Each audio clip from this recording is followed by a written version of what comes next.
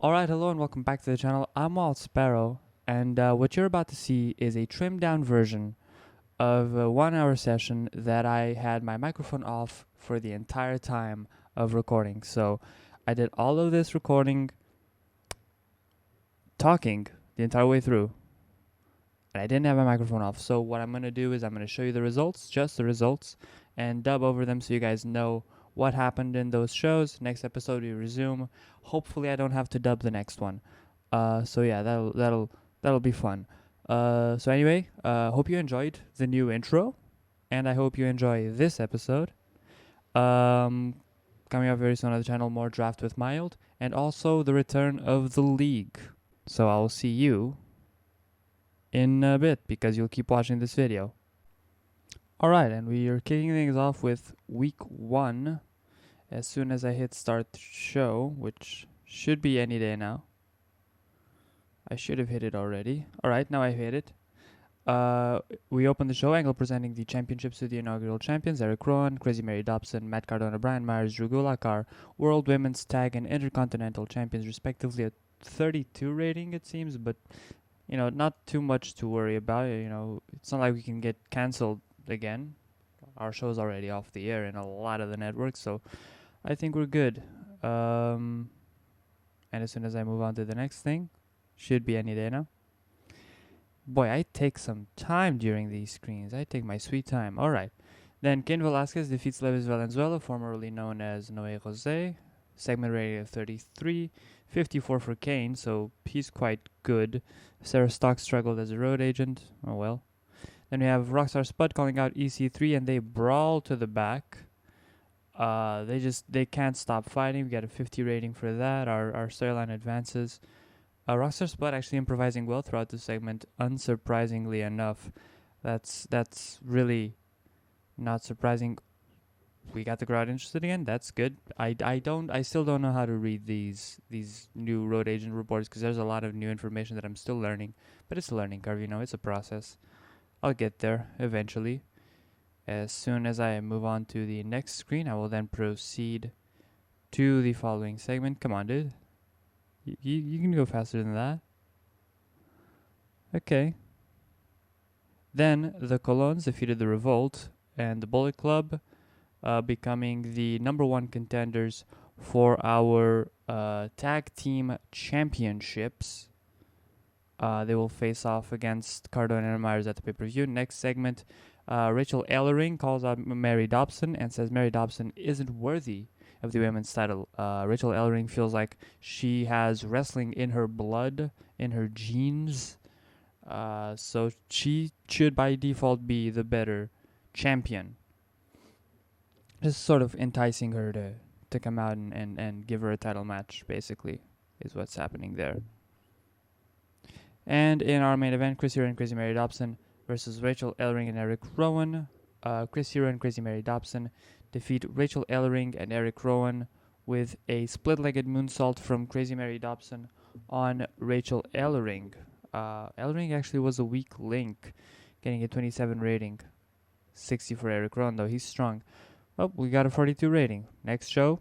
And we're on to week 2. EC3 and Spud signed their contracts with a no contact clause. Basically, what happened in this segment is Kurt Angle, Eric Rowan's not supposed to be in that segment. Kurt Angle has them sign a contract. They go, yeah, this contract is for you to fight at the pay-per-view. It's totally that. That's the one thing in the contract. And once they've signed it, Kurt Angle actually reveals, well, actually, there is a no contact clause, so don't do that thing where you brawl during a contract sign. That's not going to work here. I'm trying to get some control over the situation, so don't brawl, please. So they can't touch each other until the pay-per-view. Ethan Carter III and Rockstar Spud are officially forbidden from fighting until their pay-per-view fight happens. Next segment, please, past me. Alright, finally I moved on after like 3 years. Cain Velasquez defeats Eric Young by pinfall. He's on a winning streak. That's pretty much the gist of this one. Jesus, I take so long in these screens. Next we have Gulak's Open Challenge. Gulak has started an Open Challenge defending his Intercontinental Championship. Joe Hennig has decided to answer it. And Drew Gulak defeats Joe Hennig by submission with a Gulak, making this his first defense of the Union Intercontinental Championship for a 50 segment rating. And next we have a promo from Matt Cardona and Brian Myers. They're basically, it's a standard promo to hype up the match for the pay-per-view. Not really much to say about this one.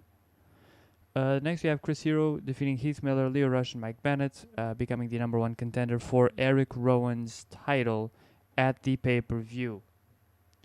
We have a 59 rating. I'm going through the in-ring performances there. Alright, 58.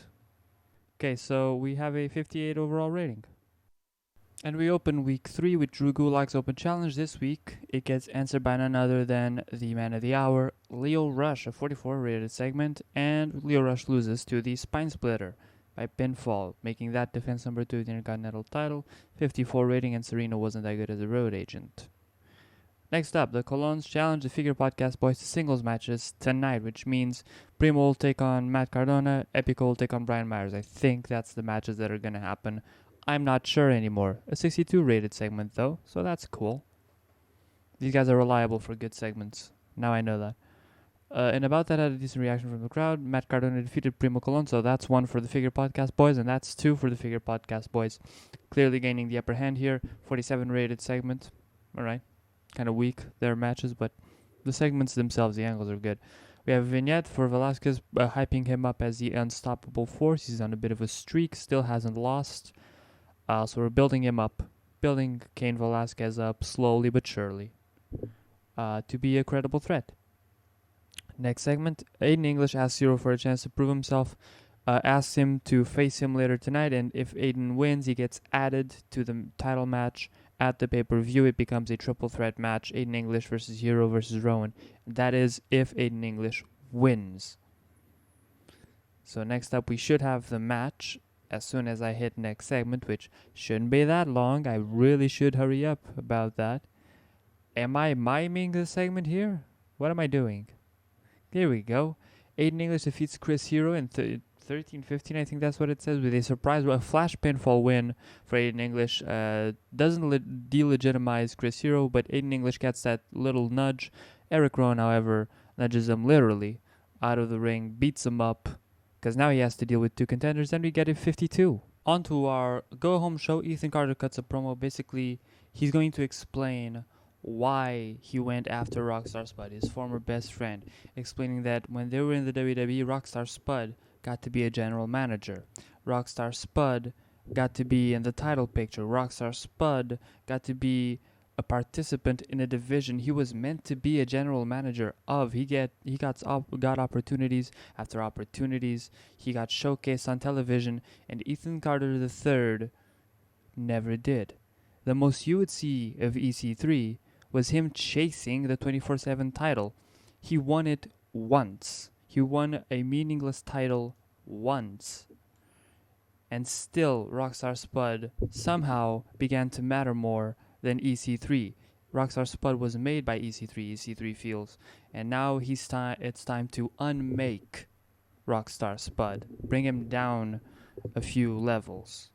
Basically, that's the whole motivation behind EC3's attacks on Rockstar Spud, is jealousy. Next up, we have Rachel Ellering and MJ Jenkins in a women's division showcase. They team up against Crazy Mary Dobson, our champion, and Deonna Purrazzo. Rachel Ellering actually gets the pin on the champion. We're starting to see that Rachel Ellering may not be all talk. And in the next segment, Gulak's Open Challenge, a fan favorite, and he's answered. It's answered by Heath Miller. The Spine Splitter brings down Heath Miller, a 56 rating for defense number 3 of the title. Aiden English and Chris Hero, the number 1 contenders, jointly, they team up to take on Eric Rowan and Cain Velasquez. And Cain Velasquez technically still is undefeated in the Union. Eric Rowan defeats Chris Hero with a greetings from the North. And after the match, Hero and English are on the floor. And Rowan and Velasquez sort of exchange this stare down.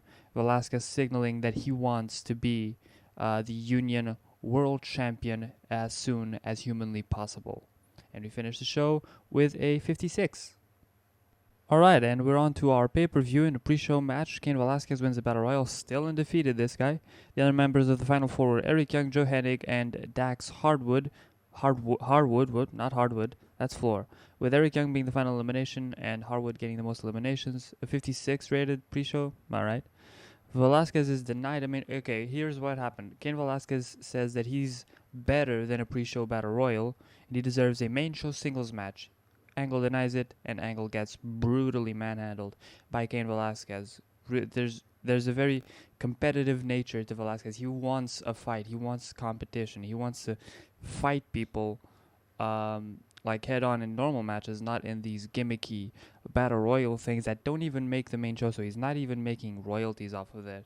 He's clearly very money oriented as well. He's a smart businessman, this Cain Velasquez. I'm stalling. Crazy Mary Dobson defeats Rachel Ellering and defends the Union Women's title by pinfall with a split leg and moonsault, a 37 rated segment. But after the match, we have an alliance formed. Killer Kelly and Tanara Conti make their presence known and felt.